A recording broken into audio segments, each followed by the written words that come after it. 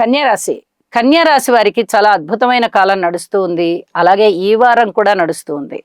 చతుర్థంలో బుధుని యొక్క అనుకూలత, షష్టంలో శనిగారి యొక్క అనుకూలత, నవమంలో గురువుగారి యొక్క అనుకూలత, దశమంలో చంద్రుని యొక్క అనుకూలత, ఏకాదశంలో కుజుని యొక్క అనుకూలత.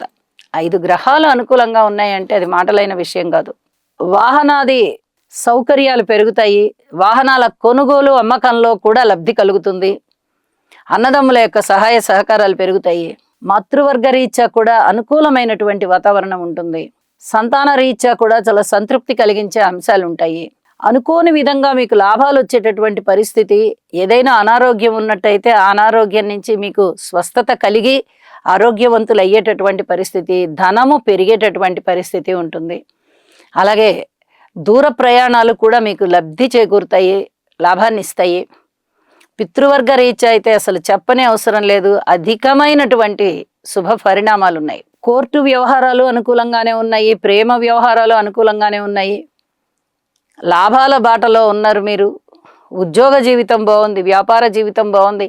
అనేక విధాలుగా మిమ్మల్ని అలరించే